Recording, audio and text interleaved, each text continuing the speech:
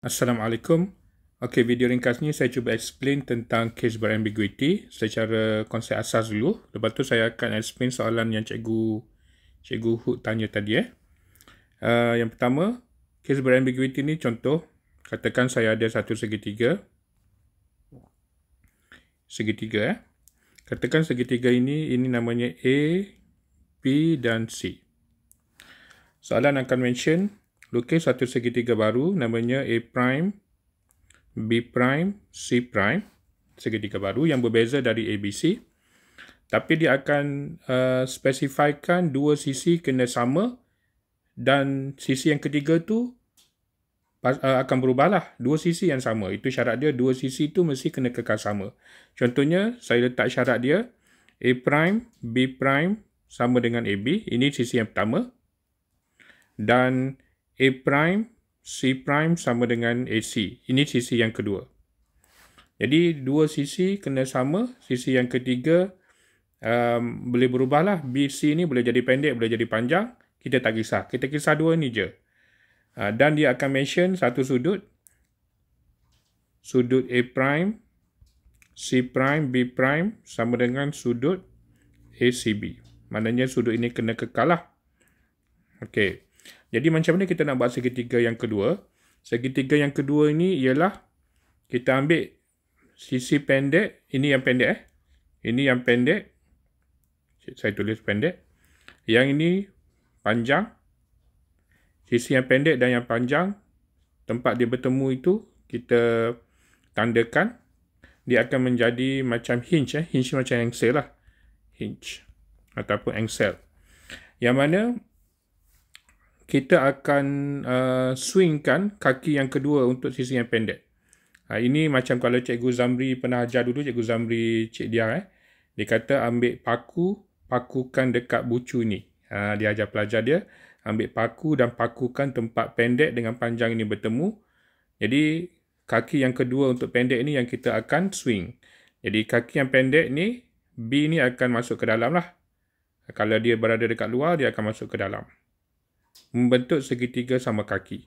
Ini mesti segitiga sama kaki. Jadi, B baru akan berada dekat sini.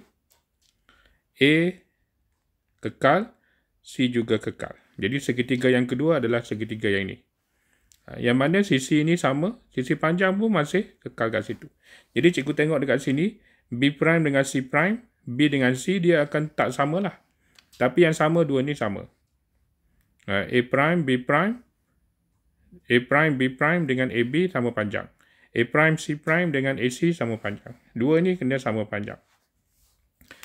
Jadi dalam kes yang soalan yang Cikgu Hood tanya tadi, iaitu, saya tambah.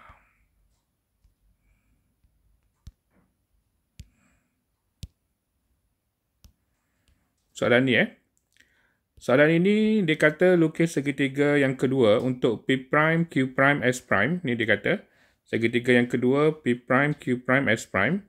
Jadi kenapa saya minta skema penuh tadi? Sebab saya tak tahu panjang dia macam mana.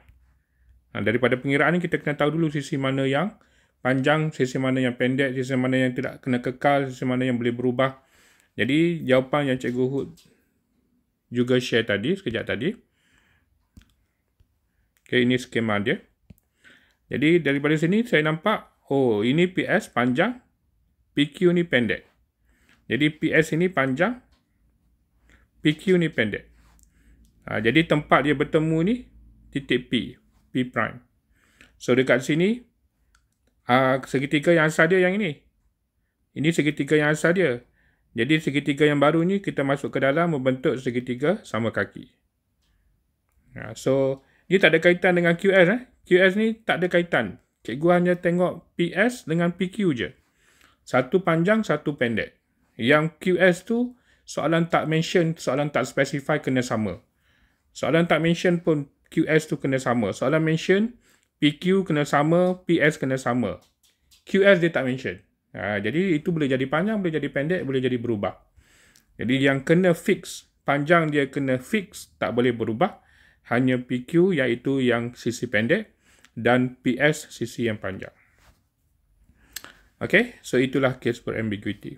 Case berambiguity dia ada dua sisi yang kena kekal Jadi sisi yang pendek itu kita akan swing satu kaki yang membentuk segitiga sama kaki. Contoh satu lagi sebelum saya end video. Katakan saya ada segitiga yang kedua. Ini segitiga yang kedua. Okey, segitiga ini katakan ini P, Q, R. Daripada sini kita nampaklah saya akan buat soalan. Lukis satu segitiga baru namanya P', Q', R'. Tapi syarat dia saya nak P', Q' sama dengan PQ, iaitu si panjang. Dan saya nak jadikan ini sebagai si pendek, iaitu P', R' sama dengan PR. Dan sudut ini kena kekal jugalah, iaitu sudut P', Q', R' sama dengan sudut PQR.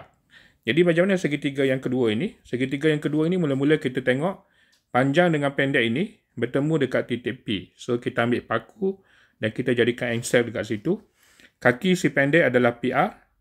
Jadi PR ni saya akan swingkan PR ni.